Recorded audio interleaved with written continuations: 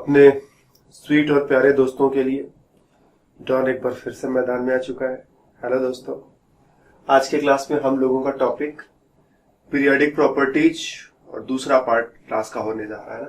पिछले क्लास में मतलब इस सीरीज के लेक्चर नंबर 4 में हम लोगों ने पीरियोडिक प्रॉपर्टीज के बारे में काफी बातें करी थी और सारी जनरल बातें तो हम लोगों ने कर ली थी और कहा था कि कुछ स्पेशल और कुछ एक्सेप्शनल केसेस भी बीच बीच में बड़े सारे आते हैं, तो उनको हम लोग दूसरे क्लास में हैंडल करेंगे। तो अपने वादे के अनुसार जो है हम लोग एक बार फिर से मुलाकात कर रहे हैं और आज के क्लास में कुछ क्वेश्चंस के थ्रू धीरे धीरे बातें आगे बढ़ेंगी। Let us see what happens. तो पहला क्वेश्चन जो है साइज से रिलेटेड है, साइज ऑफ एटम।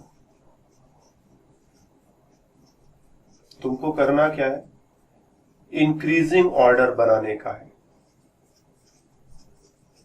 तो लिख लो किसका किसका इंक्रीजिंग ऑर्डर बनाना है भैया। Lithium, sodium, potassium, rubidium, caesium और फ्रांसियम।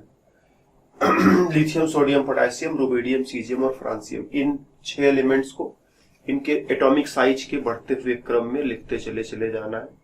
कैसे लिखोगे ये सोचने का।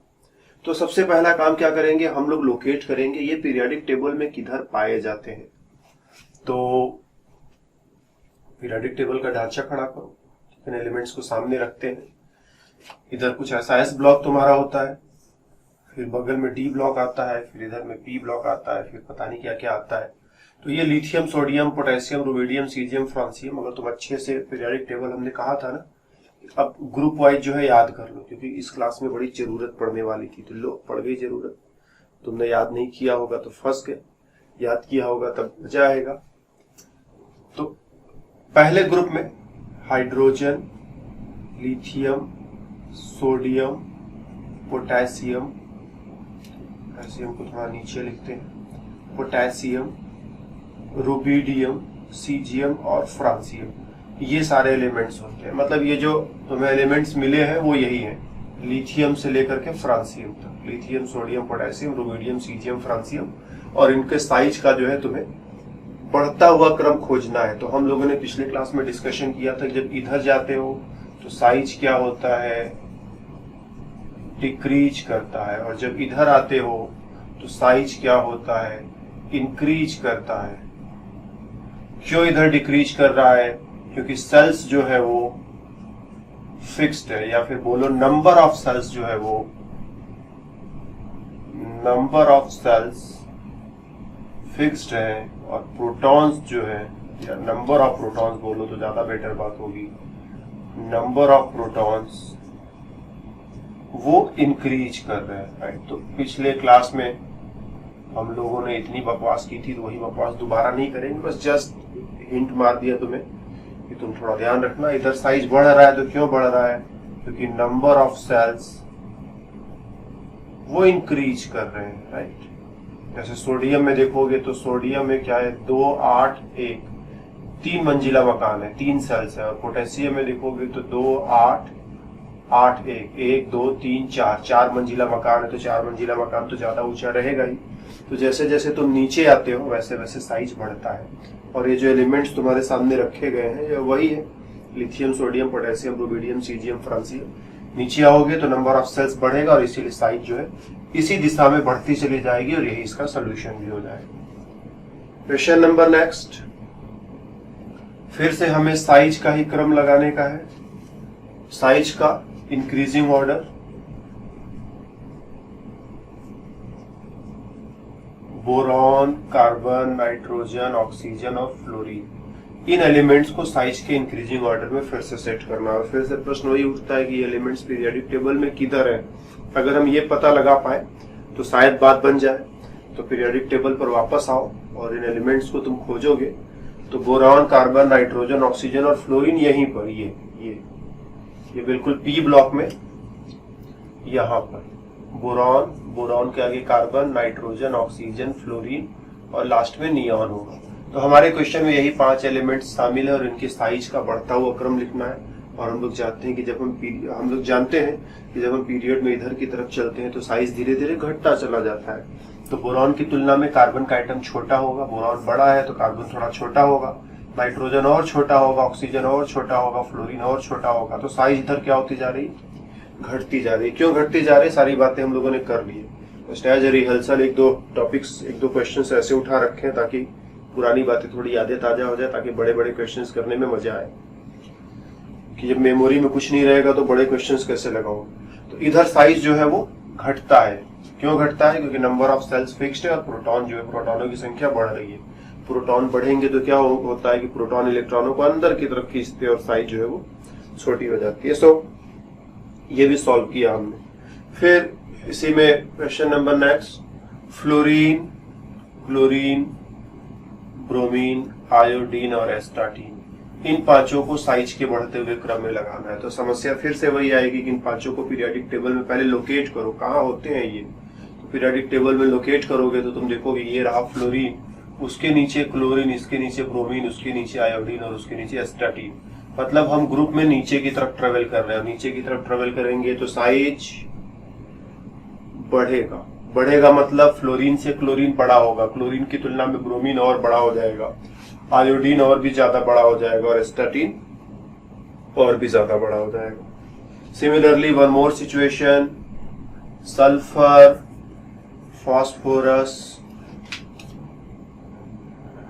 पहले फास्फोरस लिख देते हैं, सिलिकॉन भी लिखना था। सिलिकॉन, फास्फोरस, सल्फर और क्लोरीन, खोजो ये पीरियोडिक टेबल में कहाँ होते हैं। और अगर तुमने पीरियोडिक टेबल, हमने जब सबसे पहला क्लास लिया था इलेक्ट्रॉनिक कॉन्फ़िगरेशन का, इलेक्ट्रॉनिक कॉन्फ़िगरेशन में हमने तुम्हें 30 एलिमेंट्स का नाम याद रखने को कहा था, कहा था कि इन 30 एलिमेंट्स का नाम याद रखना, और नाम याद रखने को कहने के साथ ही साथ बोर्ड पर लिख करके दिया भी था, ये नाम हम लिख दे रहे हैं तुम्हारे लिए।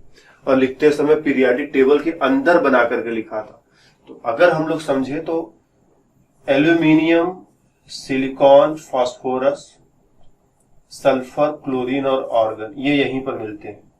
तुम्हें करना क्या है, पीरियोडिक टेबल को थोड़ा याद रखना है ना, कुछ एरिया, पूरा एकदम सीधा नहीं रट जाना है, कुछ एरिया जो है याद रखना है। कौन सा एरिया याद रखना है, पहले उसकी बात कर ले, फिर बढ़ते हैं इस क्वेश्चन। तो पीरियोडिक टेबल में जो एस ब्लॉक है, इससे बचने का कोई रास्ता नहीं ना। Hydrogen, lithium, sodium, potassium, rubidium, caesium, francium, इसको ऐसे ही सीधा याद कर लो। ठीक है, फिर से लिख दे रहे ताकि तुम भी अगर देखो तो इत्मीनान से याद रख सको। फिर उसके बाद ये बगल वाली लाइन जो है, beryllium, magnesium, calcium, strontium, barium और रेडियम, इसको याद कर लो, ऐसे ही याद कर लेना। उसके बाद जब इधर आओगे डी ब्लॉक तुम्हें मिलेगा, तो यहाँ scandium, titanium, vanadium, chromium, manganese, iron, cobalt, nickel, copper और जिंक, ये 10 एलिमेंट 21 से लेकर 30 तक, इनको ऐसे याद कर लो। इसकी जरूरत कभी कभी पड़ती है हमें, लोग जगह कम पड़ गई। देखो जगह बनाने के लिए हमने क्या क्या पापड़ बेले। सबसे पहले हमारे पास एक छोटा बोर्ड हुआ करता था, छोटे बोर्ड पे काम नहीं चला, बड़ा बोर्ड लाए। बड़ा बोर्ड ग्रीन कलर का खरीद करके लाए, उस पर अच्छा दिखता नहीं था, ब्लैक बोर्ड खरीद करके लाए, उसमें इशूज आए। अब डिजिटल बोर्ड उठा करके लाए, इसमें भी पेज की साइज जो है छोटी पड़ जा रही है। तो ओके, ये एस ब्लॉक ऐसे और ऐसे, ये दो ग्रुप सीधा याद करोगे, hydrogen, lithium, sodium, potassium, rubidium, caesium, francium, beryllium, magnesium, calcium, strontium, barium and radium. और ये 10 एलिमेंट्स ऐसे याद कर लेना, जरूरत पड़ती रहती है उनकी। फिर इसके बाद जब तुम इधर पी ब्लॉक में आओगे,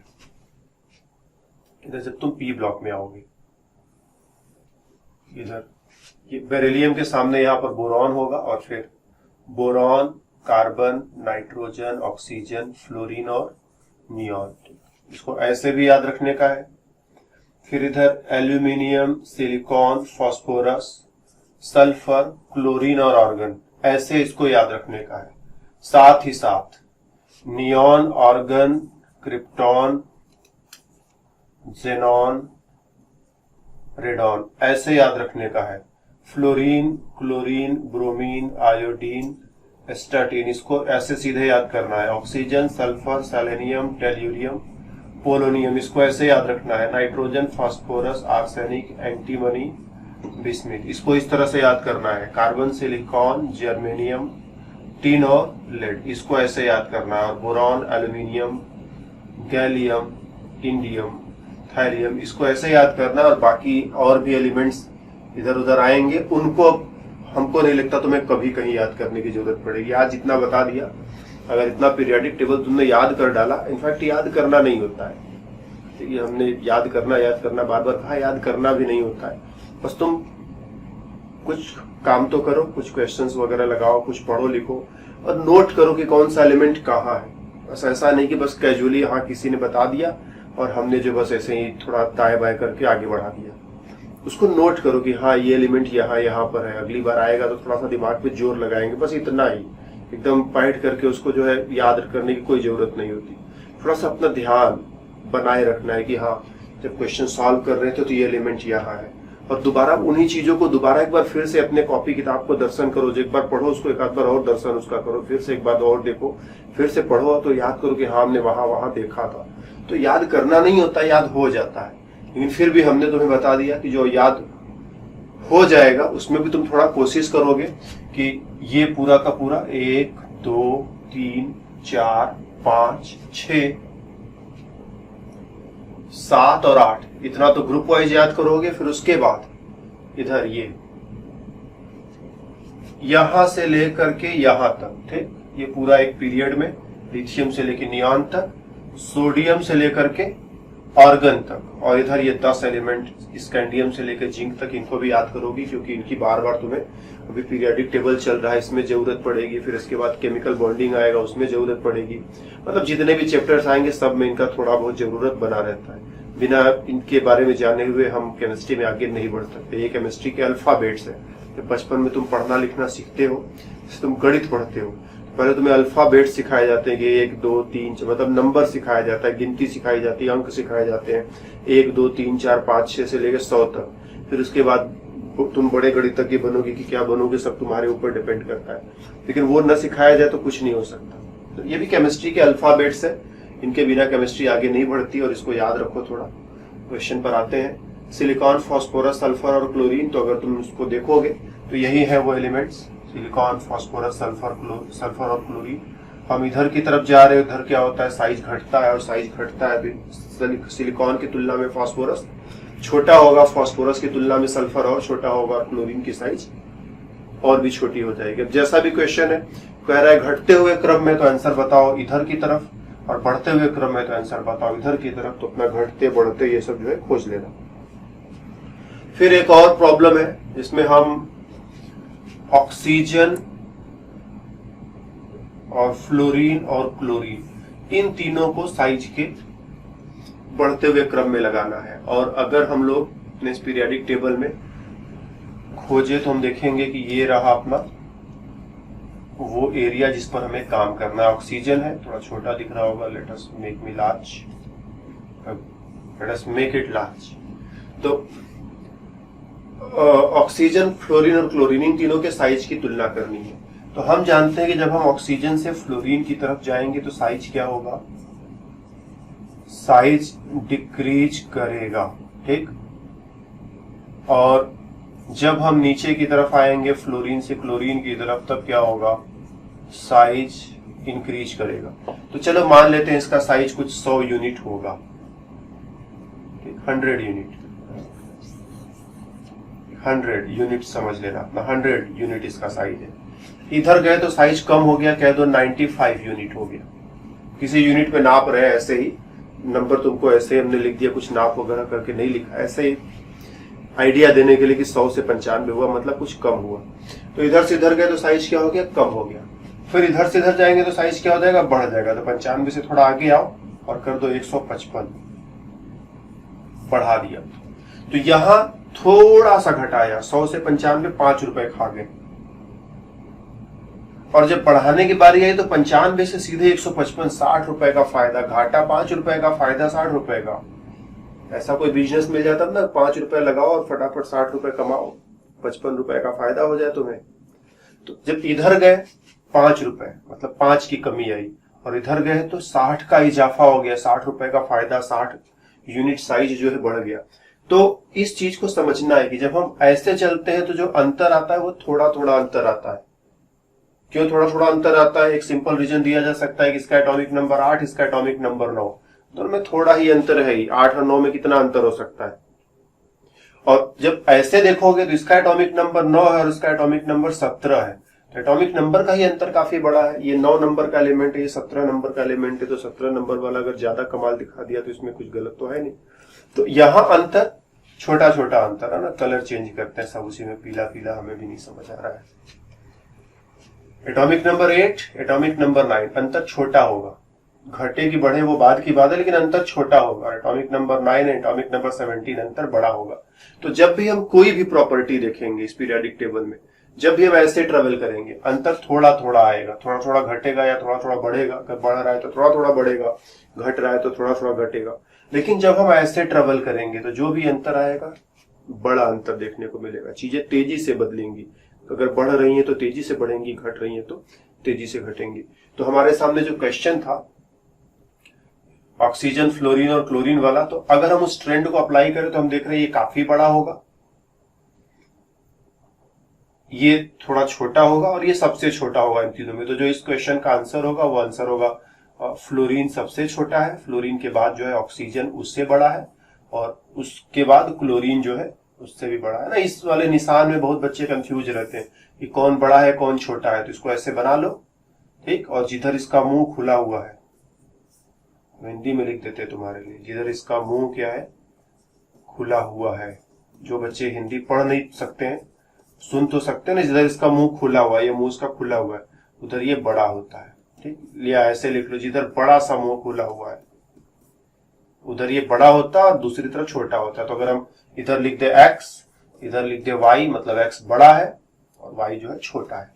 तो बहुत बार बच्चे कंफ्यूज रहते हैं, ये इसमें किधर बड़ा देखते हैं किधर छोटा देखते हैं। तो क्लोरीन बड़ा है, ऑक्सीजन छोटा है, और इन दोनों में ऑक्सीजन बड़ा है और फ्लोरीन छोटा है। और कैसे जज किया हमने, एक प्रॉपर एग्जांपल तुम्हारे सामने सेट करने की कोशिश की।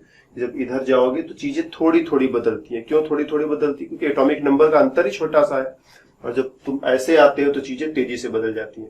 और उसका एक्चुअल रीजन देखें तो अगर हम ऑक्सीजन का इलेक्ट्रॉनिक कॉन्फ़िगरेशन लिखें तो 2 और 6, फ्लोरीन का इलेक्ट्रॉनिक कॉन्फ़िगरेशन 2 और 7, और क्लोरीन का इलेक्ट्रॉनिक कॉन्फ़िगरेशन 2, 8 और 7। तो इसने क्या किया था, इसका मकान 2 मंजिल का है, इसका मकान 2 मंजिल का है, इसका मकान भी 2 मंजिल का है। इसमें 6 दरवाजे, इसमें 7 दरवाजे, इसने एक दरवाजा एक्स्ट्रा लगा रखा है, ठीक है। एक दरवाजा एक्स्ट्रा लगा लिया होगा तो क्या होगा, या तो थोड़ा सा ज्यादा बढ़िया हो गया होगा या तो थोड़ा सा ज्यादा खराब हो गया होगा, यही चीज हो सकता है ना। इसमें 6 दरवाजे थे, इसमें 7 दरवाजे हो गए, एक दरवाजा ज्यादा लगा लिया तो उससे कोई बहुत बड़ा अंतर थोड़े हो जाएगा, थोड़ा सा छोटा सा अंतर, या तो थोड़ा सा जो है अच्छा है तो थोड़ा सा खराब। लेकिन इसने क्या किया, पूरी की पूरी एक मंजिल ही खड़ी कर ली। ये 2 मंजिल का मकान नहीं, 3 मंजिल का मकान हो गया, तो एक्स्ट्रा एक मंजिल लगा दिया। तो एक्स्ट्रा एक मंजिल लगाने का मतलब अब चीजें काफी बदल गई होंगी, या तो काफी बढ़िया हो गया या तो बहुत ही खराब हो गया होगा। तो मतलब नंबर ऑफ सेल्स बढ़ जा रहे हैं, नंबर ऑफ सेल्स बढ़ रहे हैं, मंजिल बढ़ जा रही है सीधे सीधे। यहाँ बस इलेक्ट्रॉन प्रोटॉन बढ़ा रहे हैं, मतलब खिड़की दरवाजे तो में 1-2 ठो घटा बढ़ा दे रहे हैं। तो इससे बहुत अंतर नहीं आएगा, लेकिन इससे बहुत अंतर आएगा। तो यहाँ से यहाँ जाओगे तो साइज थोड़ा सा घटेगा, और यहाँ से यहाँ जाओगे तो साइज अचानक से बहुत लंबा बढ़ जाएगा, बहुत ज्यादा बढ़ जाएगा। क्यों? क्योंकि पूरी की पूरी इसने मंजिल ही बना डाली। इसने एक दरवाजा एक्स्ट्रा लगाया तो उसने पूरा पूरा मंजिल नया खड़ा कर लिया, तो अंतर तो आएगा ना। Okay, move ahead. फिर उसके बाद एक क्वेश्चन और है हम लोगों के लिए। यहाँ पर हम लोग कंपेयर करने जा रहे हैं, तुम भी लिख लेना अपनी कॉपी में, कंपेयर करो। क्या कंपेयर करो? कंपेयर तुम्हें करना है फ्लोरीन और नियॉन। फ्लोरीन का कोवैलेंट रेडियस वर्सेस नियॉन का van der Waals radius. Covalent radius याद है ना, जब एक एटम और दूसरे एटम के बीच में साझेदारी होती है इलेक्ट्रॉनों की, तो एटम का कुछ हिस्सा एटम के दूसरे हिस्से के साथ इस तरह से मर्ज हो जाता है। फिर इसके न्यूक्लियस से इसके न्यूक्लियस के बीच की दूरी करके उसका आधा कर देते हैं, तो ये जो दूरी हमें ये वाली मिलती है, इसी को कहते हैं रेडियस। और कौन सा रेडियस? Covalent radius. और जब 2 एटम्स आपस में जस्ट ऐसे ही चिपके रहते हैं, इलेक्ट्रॉनों की साझेदारी नहीं की, जब साझेदारी करेंगे तो दोनों एक दूसरे में घुस जाएंगे, दोनों एक दूसरे में मर्ज हो जाएंगे, इसका कुछ हिस्सा उसमें मिक्स हो जाएगा, उसका कुछ हिस्सा इसमें मिक्स हो जाएगा, तो ये पास पास आ जाते हैं, दूरी कम हो जाती है। यहाँ बस ऐसे चिपके हुए हैं, ठीक। चिपके हुए कहना भी थोड़ा गलत है। हम लोग जैसे अपने आप को समझते हैं, अगर किसी में चिपकना है तो जाकर के एकदम चिपक जाएंगे, एटम से एकदम से नहीं चिपकते हैं। जब बोलेंगे बिल्कुल पास पास आ जाओ, तो बिल्कुल पास से पास आने के बाद भी उनके बीच में थोड़ी दूरी रहती है। अगर उससे ज्यादा पास आएंगे तो उनमें रिपल्सन शुरू हो जाता है ना। हम इस चीज को थोड़ा समझे यहाँ पर पहले, कि जब एक एटम दूसरे एटम के पास आएगा, जैसे एटम दूर है, ये एटम भी दूर है, दोनों में अट्रैक्शन हो रहा है, अब दोनों पास आ गए, ठीक, और अट्रैक्शन हुआ और पास आ गए। अब इससे ज्यादा अगर पास लाओगे तो रिपल्सन शुरू हो जाता है, इससे ज्यादा पास लाओगे तो रिपल्सन शुरू हो जाता है। तो जब ये बिल्कुल पास पास भी रहते हैं तो चिपके हुए नहीं रहते हैं, तो इनके बीच की जो दूरी नापोगे वो दूरी थोड़ी ज्यादा आएगी। जब इसका आधा करोगे, पिछले क्लास में ये चीज हमने नहीं समझाया था ना, भी ज्यादा समझा देंगे एक ही बार में तो फिर ओवरडोज हो जाता है, फिर तुम कुछ समझते वगैरह नहीं हो।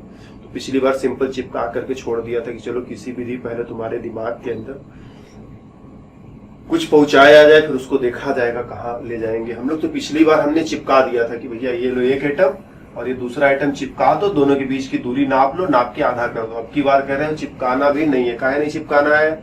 दूर रहेंगे अट्रैक्शन, पास आए अभी भी अट्रैक्शन, अब और पास आ गए, इससे ज्यादा अट्रैक्शन नहीं होगा, इससे पास लाओगे तो रिपल्सन होने लगेगा, इसीलिए एटम इससे ज्यादा पास नहीं आएंगे। तो जब हम बोलते हैं दो एटम्स चिपके हुए हैं, मतलब कुछ ऐसा सिचुएशन, चिपके हुए में भी नहीं चिपके हुए, कुछ ऐसा होता है कि एटम्स का चिपकना हमारे चिपकने की तरह नहीं होता कि एकदम जो है गले ही पड़ जाएंगे। वो चिपकने के बावजूद जो है तुमको दूर से देखने में लगेगा कि चिपके हुए, लेकिन पास जाकर देखोगे तो थोड़ा थोड़ा दूरी जो है मेंटेन किए रहते हैं, एकदम ही नहीं चिपक जाते। तो एटम्स जब पास पास आते हैं तो ऐसे पास पास आते हैं। तो इसके बीच में और इसके बीच की दूरी लो, दूरी को आधा कर दो, तो इसी को बोलोगे रेडियस। कौन सा रेडियस? तो सॉरी, वान डर वाल्स रेडियस, वान डर वाल्स रेडियस। तो क्वेश्चन यह था अपने पास कि फ्लोरीन का कोवेलेंट रेडियस और नियॉन का वान डर वाल्स रेडियस। तो डेफिनेटली वान डर वाल्स में क्या है, यहां पर तो दोनों एक दूसरे में चिपके ही नहीं, एक दूसरे में घुस गए हैं, ठीक। इसका कुछ हिस्सा उसमें घुस गया, उसका कुछ हिस्सा इसमें घुस गया, मतलब अगर हम लोग सही शब्द इस्तेमाल करें तो ओवरलैप। ये घुस गया, निकल गया, ये सब केमिस्ट्री में लिखोगे एग्जाम में तो बस एग्जामिनर बेचारा समझ नहीं पाएगा कहाँ क्या चला गया। ओवरलैप, ठीक। इसका कुछ हिस्सा उसके साथ ओवरलैप कर गया, उसका कुछ हिस्सा इसके साथ ओवरलैप कर गया, तो दोनों की न्यूक्लियस टू न्यूक्लियस के बीच की दूरी कम हो जाएगी। और जब आधा करोगे, रेडियस निकालोगे, तो जो रेडियस आना आएगा। और यहाँ पर जो चिपका रखा है इसको थोड़ा दूर कर देते हैं ना। ये दो एटम्स आपस में चिपके हैं, दिख नहीं रहा है तुमको चिपके, लेकिन चिपके हैं ना, चिपके हैं। इनके बीच की दूरी नाप के आधा कर दो, तो अब की बार जो ये रेडियस आएगा, ये रेडियस डेफिनेटली क्या होगा, लार्जर होगा, बड़ा होगा। और यहाँ पर जो रेडियस आएगा कम होगा।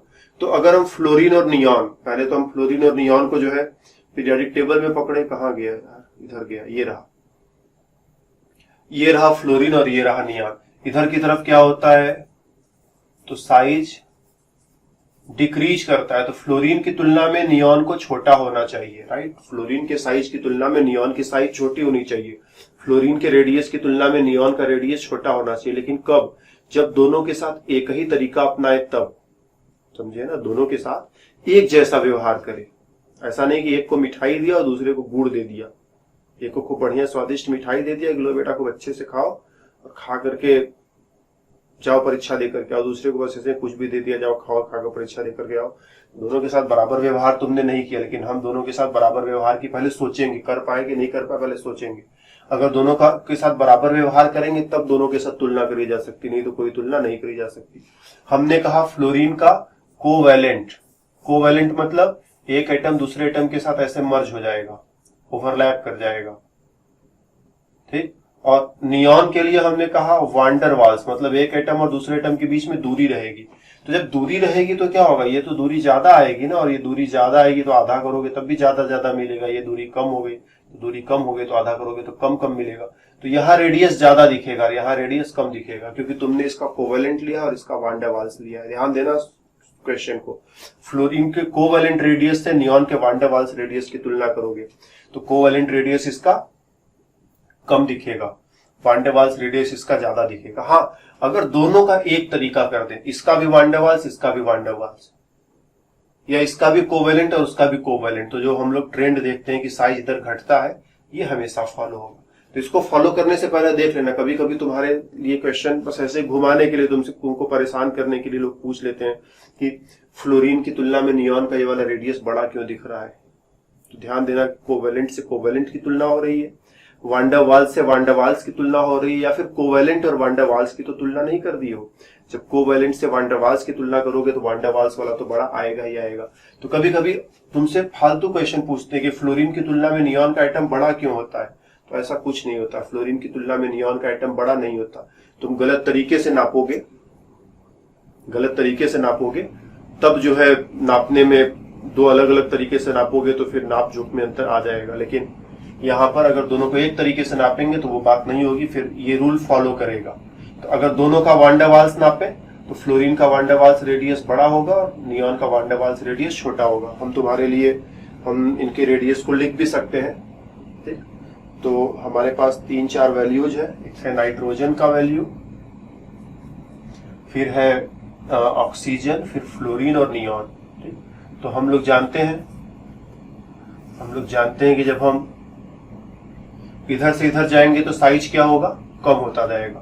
तो covalent radius CR, covalent radius, nitrogen का कोवैलेंट रेडियस है 70, मतलब नाइट्रोजन और नाइट्रोजन में सिंगल बॉन्ड है और इनके एटम्स आपस में मर्ज कर गए हैं, और ये दूरी का जो है इसके न्यूक्लियस के बीच की दूरी करके आधा कर दिया, तो जो रेडियस आया 70 आया।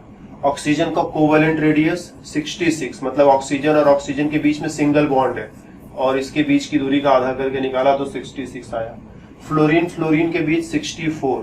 नियॉन के लिए ऐसा कोई वैल्यू नहीं है, क्योंकि हम लोग जानते हैं नियॉन के अंतिम में 2 और 8, अंतिम में 8 इलेक्ट्रॉन है, ऑक्टेट पूरा है, तो ये कभी आपस में साझेदारी नहीं करेंगे, इसलिए नियॉन का कोवैलेंट रेडियस नापा ही नहीं जा सकता। वांडर वाल्स रेडियस की बात करें तो नाइट्रोजन का वांडर वाल्स रेडियस है 150 और ऑक्सीजन का वांडर वाल्स रेडियस है 140। देखो इधर कम हो रहा है ना, 140 से नीचे जाओगे तो 135 और उसके भी नीचे जाओगे तो 131। तो वांडर वाल्स रेडियस अगर इन चारों की तुलना करें तो इधर की तरफ साइज घटता है तो वांडर वाल्स रेडियस घटता चला जाएगा। कोवैलेंट रेडियस चारों की तुलना कर ही नहीं सकते क्योंकि ये कोवैलेंट बॉन्ड नहीं बनाता है। तो इस चीज को खूब अच्छे से ध्यान रखोगे। तो साइज से रिलेटेड एक और छोटा सा इशू है, क्वेश्चन टाइप का बना देते हैं तुम्हारे लिए। Sodium plus, magnesium 2+ and aluminium 3+, इन तीनों की साइज को कंपेयर करो, कौन छोटा होगा कौन बड़ा होगा। Sodium atomic number 11, magnesium atomic number 12, aluminium atomic number 13, electronic configuration 281, 282, 283। हालांकि इसकी जरूरत नहीं थी लेकिन फिर भी लिख दिया। एक इलेक्ट्रॉन निकाल दो, तो एक इलेक्ट्रॉन निकाल दोगे सोडियम प्लस हो जाएगा 2 और 8। 2 इलेक्ट्रॉन निकाल दो, मैग्नीशियम 2+ हो जाएगा 2 और 8। इसमें से 3 इलेक्ट्रॉन निकाल दो, एल्यूमिनियम 3+ हो जाएगा 2 और 8। तो इसमें भी 10 इलेक्ट्रॉन 10 इलेक्ट्रॉन 10 इलेक्ट्रॉन, इनको बोलते हैं आइसो इलेक्ट्रॉनिक। आइसो इलेक्ट्रॉनिक, इनमें इलेक्ट्रॉनों की संख्या समान है 10 10 10, लेकिन ध्यान देना प्रोटॉनों की संख्या समान नहीं है, सिर्फ इलेक्ट्रॉनों की संख्या समान है। इलेक्ट्रॉनों की संख्या समान है, नंबर ऑफ सेल्स भी समान है, 2 सेल्स 2 सेल्स 2 सेल्स। प्रोटॉनों की संख्या समान नहीं है। सोडियम में 11 इलेक्ट्रॉन 11 प्रोटॉन, मैग्नीशियम में 12 इलेक्ट्रॉन 12 प्रोटॉन, एल्यूमिनियम में 13 इलेक्ट्रॉन 13 प्रोटॉन। तुमने इलेक्ट्रॉन 3 निकाले हैं लेकिन प्रोटॉन नहीं निकाला है। इसमें से 2 इलेक्ट्रॉन निकाले हैं तो 2 इलेक्ट्रॉन निकाल दोगे तो 2 8 बचेगा, 12 में से 2 इलेक्ट्रॉन गए तो 10 इलेक्ट्रॉन बचेगा, लेकिन प्रोटॉन अभी भी 12 का 12 है। सोडियम में से 1 इलेक्ट्रॉन निकाल दोगे तो 11 इलेक्ट्रॉन से 10 इलेक्ट्रॉन तुम्हें दिखाई पड़ेगा, 2 और 8 की व्यवस्था मतलब 10 इलेक्ट्रॉन, लेकिन प्रोटॉन अभी भी जितने थे उतने ही है। तो अगर इन तीनों में देखें तो क्या है, 10 इलेक्ट्रॉन 10 इलेक्ट्रॉन 10 इलेक्ट्रॉन, इसमें 11 प्रोटॉन, इसमें 12 प्रोटॉन, इसमें 13 प्रोटॉन। और हम जानते हैं कि ये न्यूक्लियस होता है, न्यूक्लियस में प्रोटॉन रहता है, बाहर में इलेक्ट्रॉन चक्कर काटता रहता है। प्रोटॉन ज्यादा हो जाएगा तो इलेक्ट्रॉन को अंदर खींचना शुरू करेगा और साइज छोटी होती चली जाएगी, और इसीलिए जिसमें प्रोटॉन ज्यादा है छोटा और जिसमें प्रोटॉन कम है वो बड़ा होगा। तो आइसो इलेक्ट्रॉनिक स्पीशीज में साइज कैसे तुलना करते हैं, प्रोटॉनों की संख्या से। प्रोटॉनों की संख्या बढ़ा दोगे क्या करेगा, अंदर खींचेगा, अंदर खींचेगा तो साइज क्या होगा, छोटा होता चला जाएगा। और तुम देखोगे कि आइसो इलेक्ट्रॉनिक स्पीसीज का जब भी केस आए हमेशा इसी तरह से तुलना करते हैं, नंबर ऑफ इलेक्ट्रॉन तो बराबर रहेंगे, नंबर ऑफ प्रोटॉन जो है। और आइसो इलेक्ट्रॉनिक समझने के लिए तुम्हें बड़ा पापड़ बेलना पड़ेगा, मतलब थोड़ा तो बेलना ही पड़ेगा, कम से कम एटॉमिक नंबर पता रहे 11, 12, 13। फिर इलेक्ट्रॉन निकालने के बाद आइसो इलेक्ट्रॉनिक हो जाएगा, वो तुमको दिखना चाहिए कि 11 में से 1 इलेक्ट्रॉन गया 10, 12 में से 2 इलेक्ट्रॉन गया 10, 13 में से 3 इलेक्ट्रॉन गया 10। इसे थोड़ा दिखना भी चाहिए, और दिखता है, नॉट एन इशू। अगर तुमने थोड़ा अच्छे से पढ़ा है तो अपने आप दिख जाता है। जिन बच्चों ने अच्छे से पढ़ाई की होती है उन्हें सब दिखता है। ओके, ये हो गई साइज के बारे में बातें। नेक्स्ट क्वेश्चन है अपने पास आयोनाइजेशन एनर्जी से रिलेटेड। आयोनाइजेशन एनर्जी का कंपैरिजन करना है, कौन कम कौन ज्यादा, किसमें किसमें कंपैरिजन करना है। तो पहला केस है लिथियम, सोडियम, पोटेशियम और रुबिडियम और सीजियम, इनमें तुलना करनी है। आयोनाइजेशन एनर्जी का क्रम क्या होगा, किधर घटेगा किधर बढ़ेगा, किसका छोटा होगा किसका ज्यादा होगा। तो हम लोग जानते हैं एक इलेक्ट्रॉन निकालने में जो एनर्जी खर्च होती है उसी को हम लोग कहते हैं आयोनाइजेशन एनर्जी। किसमें एनर्जी ज्यादा खर्च होने को जा रही है, किसमें एनर्जी कम खर्च होने को जा रही है, यही हम लोगों को पता लगाना, राइट। तो हम लोग जानते हैं कि जो आयोनाइजेशन एनर्जी है, पिछले क्लास के डिस्कशन के अकॉर्डिंग आयोनाइजेशन एनर्जी साइज के इनवर्सली प्रोपोर्शनल होता है। मतलब जिधर साइज बढ़ेगा उधर ये घटेगा, जिधर साइज घटेगा उधर ये बढ़ेगा। और हमारा जो पीरियाडिक टेबल का ट्रेंड है, पीरियाडिक टेबल में साइज जो है इधर की तरफ और इधर की तरफ, इधर जो है साइज डिक्रीज करता है। कैसे लिखना है, डिक्रीज, डिक्रीज करता है, और इधर की तरफ साइज जो है वो इंक्रीज करता है। तो आयोनाइजेशन एनर्जी की बात करोगे तो आयोनाइजेशन एनर्जी साइज का उल्टा चलता है, अपोजिट चलता है, इनवर्सली प्रोपोर्शनल होता है। जिधर ये डिक्रीज करेगा उधर ये इंक्रीज करेगा, और जिधर साइज इंक्रीज करेगा उधर आयोनाइजेशन एनर्जी जो है वो डिक्रीज करेगा। तो ये चीज पहले माइंड में होना चाहिए। फिर जो क्वेश्चन था लिथियम, सोडियम, पोटेशियम, रुबिडियम और सीजियम, तुम्हें पता होना चाहिए कि सब यही मिलेंगे, लिथियम, सोडियम, पोटेशियम, रुबिडियम और सीजियम एक ही ग्रुप में नीचे की तरफ मिलेंगे। और नीचे की तरफ साइज बढ़ती है, आयोनाइजेशन एनर्जी घटती है। तो हाईएस्ट आयोनाइजेशन एनर्जी इसका होगा, लोएस्ट इसका होगा, बाकी सबको उसी क्रम में लगाते चले जाओगे तो क्रम मिल जाएगा। लिथियम सबसे ज्यादा, जिधर मुंह खुला हुआ है वो ज्यादा, सोडियम उससे कम, पोटेशियम उससे कम, रुबिडियम उससे कम, सीजियम उससे कम। तो ये इसका क्रम हो जाएगा। सेम एक और क्वेश्चन, फ्लोरीन, क्लोरीन, ब्रोमीन और आयोडीन, इन चारों को भी आयोनाइजेशन एनर्जी के क्रम में हम लोगों को सजाने का है। तो पता लगाओ चारों पीरियोडिक टेबल में कहाँ होते हैं। तो तुम अगर अच्छे से पता लगाओगे, ये एस ब्लॉक, इधर डी ब्लॉक, बगल में पी ब्लॉक, ठीक। इस पी ब्लॉक में यहीं पर नियॉन है, नियॉन के बगल में फ्लोरीन, उसके नीचे क्लोरीन, ब्रोमीन और आयोडीन। मतलब ग्रुप का चक्कर है, ग्रुप में नीचे जा रहे हो, नीचे जा रहे हो तो साइज इंक्रीजेज, और साइज का अपोजिट आयोनाइजेशन एनर्जी डिक्रीजेज। तो नीचे की तरफ आयोनाइजेशन एनर्जी डिक्रीज करेगी। फ्लोरीन की तुलना में क्लोरीन की आयोनाइजेशन एनर्जी कम होगी, क्लोरीन से ब्रोमीन का कम होगा, ब्रोमीन की तुलना में आयोडीन का और भी कम होगा। देन फिर से आयोनाइजेशन एनर्जी का ही क्वेश्चन, कि आयोनाइजेशन एनर्जी को कंपेयर करना है किसके लिए, बोरॉन, कार्बन, नाइट्रोजन, ऑक्सीजन और फ्लोरीन और नियॉन के लिए। इन 6 एलिमेंट्स के लिए कंपैरिजन करना है। तो 6 एलिमेंट्स का पता पहले पीरियोडिक टेबल में खोजेंगे तभी तो बात बन पाएगी। तो हमने बनाया अपना एस ब्लॉक, एस ब्लॉक के बगल में डी ब्लॉक, डी ब्लॉक के बगल में इधर पी ब्लॉक। यही है boron, carbon, nitrogen, oxygen, fluorine और नियॉन, 6 एलिमेंट्स ना। इधर की तरफ साइज डिक्रीज करती है, तो आयोनाइजेशन एनर्जी इंक्रीज करना चाहिए। मतलब हमको पता है बोरॉन की तुलना में कार्बन का वैल्यू ज्यादा होगा, कार्बन की तुलना में नाइट्रोजन का वैल्यू और ज्यादा होगा, ठीक। बोरान से ज्यादा कार्बन, कार्बन से ज्यादा नाइट्रोजन, नाइट्रोजन से ज्यादा ऑक्सीजन, ऑक्सीजन से ज्यादा फ्लोरीन और फ्लोरीन से ज्यादा नियॉन। क्रम कुछ ऐसा मिलना चाहिए, लेकिन असली जो क्रम है वो ऐसा नहीं होता है, थोड़ा सा गड़बड़ है। ये नाइट्रोजन ऑक्सीजन के आगे चला जाता है। तो बोरान से ज्यादा कार्बन, ठीक, कार्बन से ज्यादा ऑक्सीजन, ऑक्सीजन से भी आगे नाइट्रोजन, फिर उसके बाद फ्लोरीन, फिर उसके बाद नियॉन। तो क्रम कुछ ऐसा है कि बोरान से आगे कार्बन का मुंह इधर की तरफ खुला है ना, कार्बन का वैल्यू बड़ा है, कार्बन के आगे ऑक्सीजन और नाइट्रोजन और आगे चला गया है, नाइट्रोजन और आगे, फिर फ्लोरीन और फिर नियॉन। तो ऐसा क्यों है कि नाइट्रोजन कूद करके आगे भाग गया?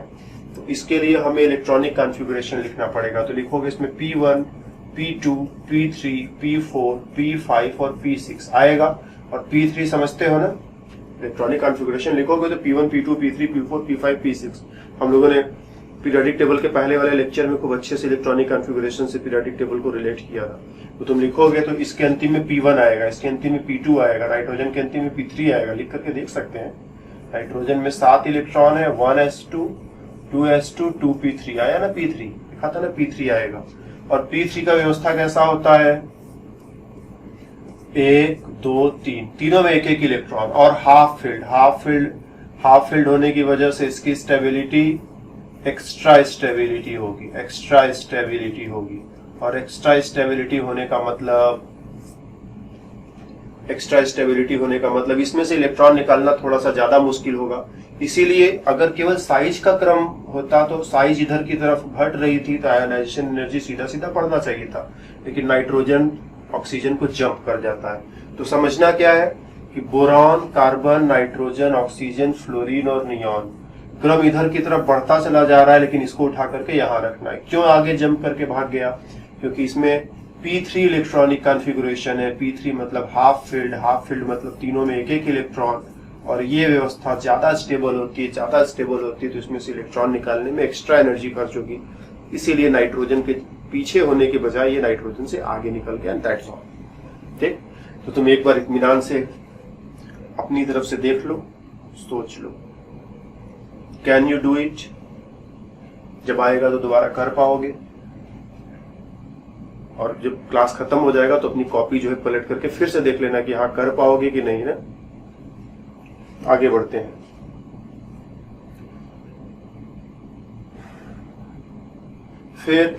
फिर से आयोनाइजेशन एनर्जी पर ही एक प्रॉब्लम है।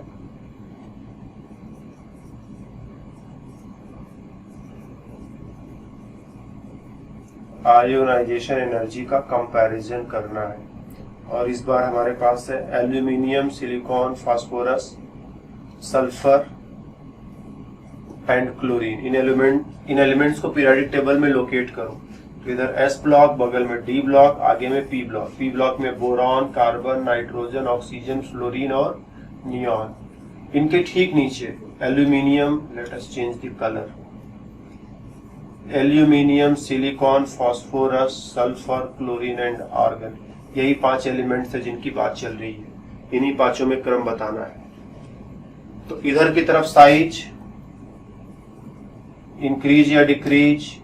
आंसर है डिक्रीज, मतलब डिक्रीजेस, साइज डिक्रीज करता है। आयोनाइजेशन एनर्जी शुड इंक्रीज, बढ़ने को चाहिए। तो इधर की तरफ वैल्यू क्या होगा? बढ़ता चला जा रहा है, लेकिन फास्फोरस जंप करके सल्फर से आगे। क्यों? कि जैसे इसका P3 था, उसी ग्रुप में फास्फोरस है, तो इसका भी इलेक्ट्रॉनिक कॉन्फ़िगरेशन नाइट्रोजन के ही जैसा होगा। तो इसमें भी एनर्जी थोड़ी ज्यादा लगेगी और सल्फर को जंप करके सल्फर से आगे चला जाएगा, एंड दैट्स ऑल, ठीक। तो जहां जहां इलेक्ट्रॉनिक कॉन्फ़िगरेशन की एक्स्ट्रा स्टेबिलिटी आएगी, वहां वहां आयोनाइजेशन एनर्जी जो है वो थोड़ा थोड़ा बढ़ जाएगा। तो अगर हम लोग एक बार पीरियोडिक टेबल का ये वाला सेकंड पीरियड देखें, सेकंड पीरियड में lithium, beryllium, boron, carbon, nitrogen, oxygen, fluorine and neon. Size के हिसाब से साइज इधर की तरफ डिक्रीज करता है, डिक्रीजेज। तो आयोनाइजेशन एनर्जी इधर की तरफ इंक्रीज करना चाहिए, राइट। लेकिन इसमें नाइट्रोजन P3, नियॉन P6 और बेरिलियम S2 मतलब S में पूरी तरह से इलेक्ट्रॉन भरा हुआ है। ये भी व्यवस्था बड़ी स्टेबल होती है। इसमें थोड़ा ज्यादा एनर्जी खर्च होगा और ये यहाँ पर मिलेगा, इसमें थोड़ा ज्यादा एनर्जी खर्च होगा, ये यहाँ पर मिलेगा, और इसमें भी एनर्जी ज्यादा खर्च होगा, लेकिन ये ऑलरेडी बाउंड्री पर बिल्कुल खड़ा है, तो थोड़ा और आगे ले जाओगे तो गिर जाएगा, तो बस इसको यहीं छोड़ दो। ठीक, तो क्रम क्या हो जाएगा, लिथियम के बाद beryllium, boron, carbon, nitrogen, oxygen, fluorine, और ऐसा नहीं होगा, बल्कि इसको उठाकर यहां रख देना और इसको उठाकर यहां रख देना, और अब जो क्रम मिलेगा वही आयोनाइजेशन एनर्जी का बढ़ता हुआ क्रम माना जाएगा। तो यहाँ हाफ फील्ड, यहाँ फुल फील्ड, यहाँ पर भी फुल फील्ड। ध्यान देना, एस में 2 इलेक्ट्रॉन भर दोगे फुल फील्ड हो जाएगा। ये स्टेबल अरेंजमेंट है, इसमें से इलेक्ट्रॉन निकालना ये खेल नहीं है बच्चों का। इसमें जो है, इसमें से इलेक्ट्रॉन निकालने में अच्छों का तेल निकल जाता है, और इसीलिए इसमें से इलेक्ट्रॉन निकालना थोड़ा मुश्किल है, और ये आगे जा रहा है ना। तो that's all for ionization energy. Now moving to electron affinity. Electron affinity,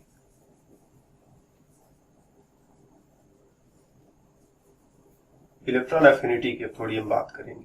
electron affinity पर बात करने से पहले इसके डिफिनीशन को रिकॉल कर लें कि कोई एटम है, जैसे क्लोरीन है, क्लोरीन में 1 इलेक्ट्रॉन ऐड करो, ऐड 1 इलेक्ट्रॉन, 1 इलेक्ट्रॉन ऐड किया, इसको गैसियस स्टेट में ले रखा है, तो ऐड किया तो क्लोरीन पर माइनस का चार्ज आ गया और ये क्लोराइड आयन बन गया। इसमें क्या होगा, एनर्जी रिलीज होगी, और उस एनर्जी को हम ऐसे लिखते हैं डेल्टा एच। डेल्टा एच को बोलते हैं इंथैल्पी। अगर मान लो एनर्जी जो है 50 जूल रिलीज हुई, तो लिखते हैं -50 जूल। माइनस का मतलब जब डेल्टा एच का वैल्यू माइनस में दिया हुआ है तो मतलब एनर्जी रिलीज हो रही है, और अगर कभी इसका उल्टा प्लस में दिया हुआ है तो मतलब एनर्जी कंज्यूम हो रही है। 2 तरह के प्रोसेसेस होते हैं, इंडोथर्मिक एंड एक्सोथर्मिक। इंडो मतलब अंदर, हीट अंदर जा रहा है, इंडोथर्मिक। ठीक, इसका डेल्टा एच पॉजिटिव होता है। और एक्सोथर्मिक, एक्सो मतलब बाहर निकलना, हीट बाहर निकल रहा है, और इसका डेल्टा एच निगेटिव होता है ना। इसको एकदम सीधा सीधा इंडोथर्मिक एक्सोथर्मिक समझना और उसको याद रखना है, इसमें समझना और उसको याद रखना है। एंडो मतलब अंदर, हीट अंदर जाए, जैसे हीट तुम्हारे बॉडी में घुस जाए, और दूसरा हीट तुम्हारी बॉडी से बाहर निकले। जैसे तुम बहुत दौड़ करके आते हो तो तुमको लगता है ना पूरी बॉडी से गर्मी निकल रही है, तो एक्सोथर्मिक हो रहा है, एक्सोथर्मिक हो रहा है। और तुम बहुत ठंडे हो, बिल्कुल ठंडे जगह से किसी गर्म जगह पर जाओ तो तुमको ऐसा लगेगा हीट जो है बॉडी में एब्जॉर्ब हो रहा है, अंदर घुस रहा है। तो हीट अंदर जाए इंडोथर्मिक, बाहर निकले एक्सोथर्मिक। तो इंडोथर्मिक होगा तो डेल्टा एच का जो वैल्यू है प्लस में रिपोर्ट किया जाता है, एक्सोथर्मिक होता तो डेल्टा एच माइनस में रिपोर्ट किया जाता है। एक चीज ये माइंड में रखना है। तो जब किसी भी एटम को इलेक्ट्रॉन देंगे, तुमने उसे कुछ दिया तो वो भी तुम्हें कुछ देगा, ठीक है। तुमने उसे कुछ दिया, वो भी बदले में तुम्हें कुछ देगा। तो तुमने उसे दिया इलेक्ट्रॉन, वो तुम्हें देगा एनर्जी। एनर्जी देगा मतलब वैल्यू माइनस में रिपोर्ट होना चाहिए। तो अगर हम लोग पीरियोडिक टेबल में सेकेंड पीरियड पर आ जाए, second period, lithium, beryllium, boron, carbon, nitrogen, oxygen, fluorine और नियॉन, तो हम देखते हैं लिथियम का value negative, beryllium negative, carbon negative, oxygen negative, fluorine negative, लेकिन neon positive, nitrogen positive, beryllium positive. कुछ वैल्यूज पॉजिटिव है, एक ये पॉजिटिव है, एक ये पॉजिटिव है, एक ये पॉजिटिव है। क्यों पॉजिटिव है? बाकी सब इलेक्ट्रॉन ले रहे हैं और बदले में एनर्जी दे रहे हैं। ठीक, तुमने गिफ्ट दिया, उसने भी बदले में तुम्हें कुछ दिया। यहां पर क्या है, उल्टा हो रहा है। इलेक्ट्रॉन तुमने दिया लेकिन एनर्जी तुम्हें मिला नहीं, बल्कि एनर्जी खर्च हुई। तो माइनस मतलब इलेक्ट्रॉन के बदले एनर्जी रिलीज हुआ, और प्लस मतलब इलेक्ट्रॉन तुमने दिया और कोई एनर्जी रिलीज नहीं हुआ। ऐसा क्यों? क्योंकि नाइट्रोजन इलेक्ट्रॉन लेना नहीं चाहता था, तुम जबरदस्ती उसको इलेक्ट्रॉन देना चाहते हो। ठीक, नाइट्रोजन इलेक्ट्रॉन नहीं लेना चाहता था, लेकिन तुम इसे जबरदस्ती इलेक्ट्रॉन देना चाहते हो। कोई गिफ्ट न लेना चाहते, उसे गिफ्ट तुम कैसे दे सकते हो? जबरदस्ती दोगे तो मारपीट हो सकती है, हो सकता है फिर डर के मारे वो ले ले, लेकिन सीधे सीधे नहीं लेना चाहता है तो तुम नहीं दे सकते हो बिना मारपीट किए हुए।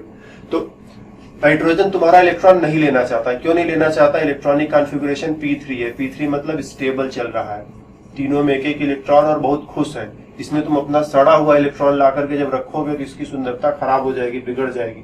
इसीलिए तुम्हारा इलेक्ट्रॉन नहीं ले रहा था। नहीं ले रहा था, तुमने जबरदस्ती इलेक्ट्रॉन देने की कोशिश की, इसीलिए एनर्जी तुम्हारी खर्च हो जाएगी। नियॉन का इलेक्ट्रॉनिक कॉन्फ़िगरेशन बनाओगे P6 है। P6 मतलब इसमें 6 इलेक्ट्रॉन पूरी तरह से भरे हुए, जगह ही नहीं खाली है। तुम्हारा इलेक्ट्रॉन कैसे लेगा? नहीं लेगा, जबरदस्ती दोगे तो इसको कुछ उपाय करना पड़ेगा। जबरदस्ती लेन देन करने के चक्कर में तुम्हारी एनर्जी खर्च हो जाएगी। तो यहाँ पर इलेक्ट्रॉन दोगे, जबरदस्ती दोगे, एनर्जी खर्च होगी। यहाँ पर इलेक्ट्रॉन दोगे, जबरदस्ती दोगे, इलेक्ट्रॉन एनर्जी खर्च होगी। बेरिलियम में भी वही बात है। S2 मतलब ये पूरी तरह से भरा हुआ है, इलेक्ट्रॉन लेना नहीं चाहता, तुम जबरदस्ती करोगे तो इलेक्ट्रॉन को जबरदस्ती अंदर घुसाने में एनर्जी खर्च होगी। तो ये 3 ऐसे एलिमेंट्स है जिनका वैल्यू पॉजिटिव होता है और बाकी का वैल्यू नेगेटिव रहता है। ठीक, तो इस चीज को माइंड में रखना है कि पीरियोडिक टेबल में कहीं कहीं वैल्यूज नेगेटिव की जगह पॉजिटिव दिखाई पड़ेंगे। मतलब कुछ केसेज में एनर्जी मिलेगी नहीं बल्कि एनर्जी खर्च होगी। वो केसेज कौन से होंगे? जहां इलेक्ट्रॉनिक कॉन्फ़िगरेशन या तो हाफ फील्ड होगा या तो फुल फील्ड होगा। तत्पश्चात एक और क्वेश्चन हम लोग करेंगे। We will do electron affinity, ना शॉर्ट में लिख दिए, फुल लिख देते हैं। अच्छा, इलेक्ट्रॉन एफिनिटी, बोरॉन का, कार्बन का, नाइट्रोजन का, ऑक्सीजन का, फ्लोरीन का, इन चारों का कंपैरिजन करना है। तो ये माइनस में, ये माइनस में, ये प्लस में, ये माइनस में, ये माइनस में, मतलब इसमें जो होगा एनर्जी कंज्यूम होगी और इन चारों केसेस में एनर्जी रिलीज होगी। ठीक, और हम जानते हैं ये साइज के इनवर्सली प्रोपोर्शनल ये भी होता है। इलेक्ट्रॉन एफिनिटी जो है, या इलेक्ट्रॉन गेन इंथैल्पी भी इसको बोलते हैं। तो इलेक्ट्रॉन एफिनिटी जो है साइज के इनवर्सली प्रोपोर्शनल होता है। तो साइज इधर की तरफ डिक्रीज करता है, बोले तो घटता है। तो इलेक्ट्रॉन एफिनिटी का वैल्यू इधर की तरफ इंक्रीज करेगा। मतलब ये जितना एनर्जी देगा उससे ज्यादा एनर्जी ये देगा, ये जितना एनर्जी देगा उससे ज्यादा एनर्जी ये देगा, ये जितना एनर्जी देगा उससे भी ज्यादा एनर्जी ये देगा। और नाइट्रोजन तो एनर्जी देगा नहीं, तो एनर्जी देने वालों के क्रम में जब इसको लगाएंगे तो इसको सबसे पीछे खींच कर लगाएंगे कि चलो तुम कोई एनर्जी नहीं दोगे, लाइन में सबसे पीछे लग जाओ, बेकार हो तुम, कोई एनर्जी नहीं दे रहे, चलो सबसे पीछे चलो। तो नाइट्रोजन को डांट करके सबसे पीछे कर दिया क्योंकि ये कुछ नहीं दे रहा है। फिर इसके बाद इन चारों को इसी क्रम में, बोरॉन, बोरॉन के बाद कार्बन, कार्बन के बाद ऑक्सीजन, ऑक्सीजन के बाद fluorine, and the whole question is solve. और यही रहा क्रम। नाइट्रोजन को पीछे क्यों भगा दिया? क्योंकि कुछ दे नहीं रहा था, केवल लेने आ जाता है, देता नहीं है। So this way we do it. उसके बाद फिर से इलेक्ट्रॉन एफिनिटी पर लो, पेज खत्म। But I have more pages, come on page बाबा, गिव मी मोर पेजेस।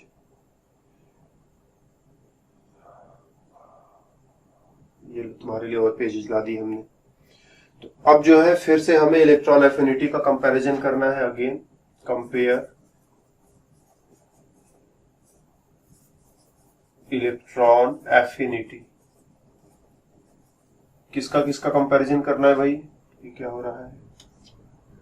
किसका किसका कंपैरिजन करना है? Lithium, sodium, potassium, rubidium, caesium, francium चलो हटा देते हैं, सीजियम कंपैरिजन करना है। तो फिर से इनको पता लगाओ ये कहाँ होते हैं। तो पीरियोडिक टेबल का जो एस ब्लॉक है उसी की शोभा बढ़ा रहे। लिथियम है, सोडियम है, पोटेशियम है, रुबिडियम है, सीजियम है, फ्रांसियम है। नीचे की तरफ साइज क्या करेगा? इंक्रीज करेगा, इंक्रीजेस। तो इलेक्ट्रॉन एफिनिटी उसके इनवर्सली प्रोपोर्शनल है तो ये decreases.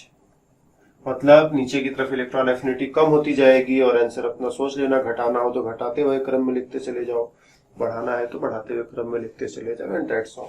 And very special cases, सभी लोग अपने अपने कान जो है एकदम खड़े कर ले, सीट बेल्ट को टाइट कर ले क्योंकि अब उड़ान थोड़ी ऊंची होने वाली है। फिर से हमें फ्लोरीन, क्लोरीन, ब्रोमीन और आयोडीन, इनके इलेक्ट्रॉन एफिनिटी पर काम करना है कि इनका इलेक्ट्रॉन एफिनिटी घटेगा कि बढ़ेगा, किधर की तरफ घटेगा कि बढ़ेगा। तो अगर इनको हम लोकेट करें पीरियोडिक टेबल में पहले, तो ये एस ब्लॉक, इधर डी ब्लॉक, इधर लास्ट में पी ब्लॉक, और यहीं पर है फ्लोरीन, क्लोरीन, ब्रोमीन और आयोडीन। नीचे की तरफ साइज इंक्रीज करता है और इलेक्ट्रॉन एफिनिटी का वैल्यू डिक्रीज करना चाहिए। ठीक, तो अगर हम इनके वैल्यूज को हम सीधे सीधे क्या कर रहे हैं, वैल्यू खोज करके तुम्हारे सामने रखते हैं। Let us see what happens. तो इलेक्ट्रॉन एफिनिटी का जो वैल्यू है, एस्टाटीन भी इसी में शामिल करते हैं ना, electron affinity, fluorine, chlorine, bromine, iodine and astatine, इसको भी नहीं छोड़ते, ये भी इसी ग्रुप में अगला मेंबर है।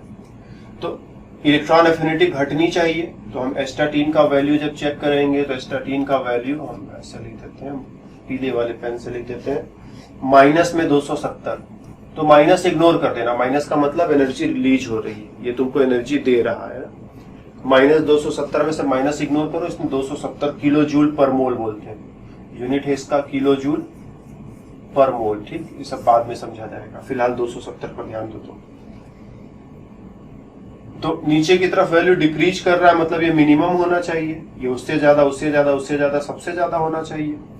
तो इसके बाद जब तुम आयोडीन देखोगे माइनस 295, तो इससे ज्यादा तो दिख ही रहा है। ब्रोमीन देखोगे माइनस में 325, मतलब और ज्यादा वैल्यू तुम्हें और एनर्जी दिया। क्लोरीन देखोगे 348, और भी ज्यादा एनर्जी दिया। इस तरह से अगर हम एक्सपेक्ट करें तो ऊपर जा रहे हैं तो वैल्यू बढ़ता जा रहा है, तो यहाँ 348 से ज्यादा कुछ मिलना चाहिए, और इसका वैल्यू हम देखते हैं कि माइनस 328, मतलब 328 में थोड़ा घट गया। तो जब तुम नीचे की तरफ आ रहे हो तो वैल्यू कम होनी चाहिए, ऊपर की तरफ जा रहे हो तो वैल्यू बढ़ना चाहिए। तो ये हाईएस्ट होना चाहिए, इसको फर्स्ट होना चाहिए था, इसको सेकंड होना चाहिए था, इसको थर्ड होना चाहिए था, इसको फोर्थ होना चाहिए था, इसको फिफ्थ होना चाहिए। तो ये तो फिफ्थ आया है, ठीक, ये फोर्थ आया है वो भी ठीक, ये थर्ड आया वो भी ठीक, लेकिन ये फर्स्ट और सेकंड आपस में जगह बदल ले रहे हैं। फर्स्ट वाला सेकंड हो जा रहा है, सेकंड वाला फर्स्ट हो जा रहा है। और फ्लोरीन की इलेक्ट्रॉन एफिनिटी क्लोरीन से थोड़ी कम है, तो क्लोरीन को सेकंड होना था, फ्लोरीन को फर्स्ट होना था, लेकिन हुआ थोड़ा यहाँ पर गड़बड़ सड़बड़, फ्लोरीन सेकंड और क्लोरीन फर्स्ट, फर्स्ट वाला सेकंड, सेकंड वाला फर्स्ट। ऐसा क्यों? ऐसा क्यों? तो ऐसा इसलिए कि ये जो किसी भी तुम जैसे पीरियोडिक टेबल जो हम लोगों ने बनाया था, हम वहां पर आते हैं एक बार, सीधा कहाँ बनाया था, ये रहा ना। किसी भी पीरियड में जब तुम ये किसी भी जगह पर किसी भी ग्रुप में जब तुम सबसे पहला एलिमेंट देखते हो, इसमें सबसे पहला एलिमेंट है फ्लोरीन, इसमें पहला एलिमेंट है ऑक्सीजन, इसमें जो सबसे पहला एलिमेंट है नाइट्रोजन। पहला वाला सबसे छोटा होता है, फिर उससे बड़ा, उससे बड़ा, उससे बड़ा, उससे बड़ा। एटम की साइज नीचे की तरफ बढ़ रही है। पहला वाला बहुत छोटा होता है, छोटा नहीं बहुत छोटा होता है, एक्सेप्शनली स्मॉल बोलते हैं हम लोग, आगे इस पर और एम्फेसाइज करेंगे। तो एक्सेप्शनली स्मॉल, बहुत बहुत बहुत छोटा, जितना छोटा होना चाहिए उससे भी छोटा होता है।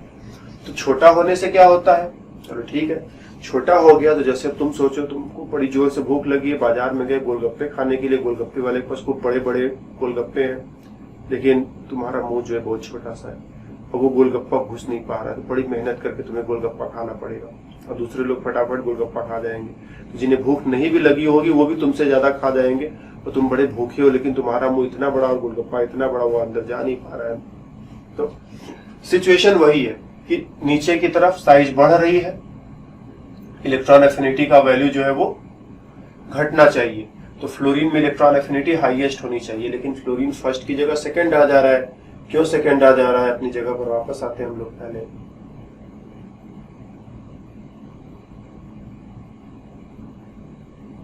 ये रहा अपना वो जगह, कहां से लग गया, ये रहा। फ्लोरीन को फर्स्ट आना था लेकिन फ्लोरीन सेकंड हो गया। क्यों सेकंड हो जा रहा है? क्योंकि फ्लोरीन इतना छोटा है, इतना छोटा है कि जब तुम उसमें इलेक्ट्रॉन लेकर के जाओगे, ठीक, हम इसको थोड़ा पिक्चराइज करने की कोशिश करते हैं। ये है न्यूक्लियस, ठीक, न्यूक्लियस के चारों तरफ कुछ इलेक्ट्रॉन पहले से घूम रहे हैं। अब तुम इसी में एक नया इलेक्ट्रॉन ऐड कर रहे हो, तो जो पुराने इलेक्ट्रॉन रह रहे थे वो तुम्हारे इलेक्ट्रॉन से रिपल्सन शुरू कर देंगे। छोटे से जगह में वैसे ही वो बेचारे किसी तरह से रह रहे थे, उसी में तुम भी आ गए, किसी तरह से वो रह रहे थे उसी में तुम भी आ गए कि हम भी, तो बस मारपीट तो होने वाली, वो तुम्हें घुसने नहीं देंगे और तुम्हें थोड़ी एनर्जी एक्स्ट्रा लगानी पड़ेगी अंदर जाने के लिए। तो यहाँ पर ये पुराने वाले इलेक्ट्रॉन से मारपीट में थोड़ी एनर्जी खर्च हो जा रही है, क्योंकि जगह छोटा है, उसी में इलेक्ट्रॉन पहले से भरे हुए हैं, वो तुम्हें नहीं आने देना चाहते। हालांकि तुम पहुंच जाओगे, लेकिन बदले में जितनी एनर्जी तुम्हें मिलने वाली थी उसमें से कुछ एनर्जी मारपीट में खर्च हो जाएगी, क्योंकि वो तुम्हें आने नहीं देना चाहते, और इसीलिए फ्लोरीन जो है फर्स्ट की जगह सेकंड हो जाएगा। क्यों? क्योंकि थोड़ा मारपीट भी हो रहा है उसी में। इलेक्ट्रॉन, जो नया वाला इलेक्ट्रॉन अंदर आना चाहता है, पुराने वाले इलेक्ट्रॉन उसको आने से रोक रहे हैं, नहीं आने देना चाहते, इस वजह से। जबकि क्लोरीन में क्या है, क्लोरीन में एटम काफी बड़ा है, अब एटम बड़ा है, उसमें काफी ज्यादा जगह है, तो इलेक्ट्रॉन जो बाहर से अंदर आना चाहता है वो इत्मीनान से अंदर आ जाता है, और पुराने वाले इलेक्ट्रॉन उसको उतना परेशान नहीं करते। तो पहले एलिमेंट में मतलब इस ग्रुप का जो पहला एलिमेंट है उसमें ये परेशानी देखने को मिलेगी। सेम ऐसा ही एक सिचुएशन होता है ऑक्सीजन, सल्फर, सेलेनियम, टेल्यूरियम और पोलोनियम के साथ। अगर तुम देखोगे, अगर इनको पीरियोडिक टेबल में पहले हम लोकेट करा लें, ये हुआ एस ब्लॉक, बगल में डी ब्लॉक, उसके बगल में पी ब्लॉक। पी ब्लॉक में इधर फ्लोरीन, क्लोरीन, ब्रोमीन, आयोडीन और एस्टाटीन। हमने देखा था ये फर्स्ट की जगह सेकंड आ गया था। उसी के बगल में इधर ऑक्सीजन, सल्फर, सेलेनियम, टेल्यूरियम और पोलोनियम। ऑक्सीजन को फर्स्ट आना चाहिए, इसको सेकंड आना चाहिए, इसको थर्ड आना चाहिए, इसको फोर्थ आना चाहिए, इसको फिफ्थ आना चाहिए, लेकिन ये बिल्कुल सीधा लास्ट आ जाएगा। ठीक, लास्ट। ये फर्स्ट, ये सेकंड, ये थर्ड, ये फोर्थ और ये लास्ट। तो इस चीज को ध्यान रखना, फर्स्ट, सेकंड, थर्ड, फोर्थ और ये बिल्कुल लास्ट में। तो जिसे फर्स्ट आना था वो लास्ट आ गया। क्यों लास्ट आ गया? रीजन वही है, साइज छोटी है, इलेक्ट्रॉन अंदर जाते समय बड़ा मारपीट करना पड़ा था, और जितना कमाया उसमें से काफी मारपीट करने में खर्च हो गया। तो जो एनर्जी मिली, जो तनख्वाह मिला, जो सैलरी मिली, जो पैसा मिला, जो एनर्जी मिली, उसमें से कुछ खर्च हो गया, तो जो वैल्यू है वो कम पड़ जाएगा, जो फर्स्ट होना था वो लास्ट हो जाएगा। और बस खत्म ही खत्म है। फिर उसके बाद एक लास्ट प्रॉपर्टी हम लोगों ने पढ़ा था, इलेक्ट्रोनिगेटिविटी। इलेक्ट्रोनिगेटिविटी के बारे में हम लोगों ने क्या पढ़ा था कि इलेक्ट्रोनिगेटिविटी क्या होता है। तो अगर दो एटम्स के बीच में इलेक्ट्रॉनों की साझेदारी हो, तो जो इलेक्ट्रॉन को अपनी तरफ ज्यादा खींचेगा, ये भी खींच रहा है, वो भी खींच रहा है, जो ज्यादा खींचेगा उसकी इलेक्ट्रोनिगेटिविटी ज्यादा। ये भी साइज के इनवर्सली प्रोपोर्शनल होता है। और गुड लक ये है कि there is no special case, no exception. Regular way में जब तुम इधर जाओगे, ये साइज के क्या होता है, इनवर्सली प्रोपोर्शनल होता है। इलेक्ट्रोनिगेटिविटी साइज के इनवर्सली प्रोपोर्शनल होता है। मतलब इधर की तरफ क्या होता है, साइज जो है इधर की तरफ, मतलब पीरियोडिक टेबल सोच लेना, नीचे पीरियोडिक टेबल है तुम्हारा, साइज इधर की तरफ डिक्रीज करता है, तो इलेक्ट्रोनिगेटिविटी इधर की तरफ इंक्रीज करेगा, और साइज इधर की तरफ इंक्रीज करता है, तो इलेक्ट्रोनिगेटिविटी इधर की तरफ डिक्रीज करेगा ना। ये सब बात पहले ही बता चुके हैं, तो क्या पकाना, सीधे थोड़ा आड़ा टेढ़ा कुछ भी लिख दिया। तो पीरियोडिक टेबल में इधर साइज डिक्रीज करता है, इलेक्ट्रोनिगेटिविटी इंक्रीज करता है, साइज इधर इंक्रीज करता है, इलेक्ट्रोनिगेटिविटी डिक्रीज करता है। और इसमें कोई स्पेशल केस नहीं है, कोई एक्सेप्शन नहीं है, कोई फालतू चीज नहीं है। सीधा सीधा जिस क्रम में एलिमेंट चलेंगे उसी क्रम में इलेक्ट्रोनिगेटिविटी सीधा सीधा चलता चला जाता है। कोई एक्सेप्शन वगैरह इसमें है नहीं, so no problem, just go ahead. ठीक, बस एक छोटा सा question, which is the most electronegative element? Most electronegative लिख देते हैं इस बार ना, इलेक्ट्रोनिगेटिव। And second most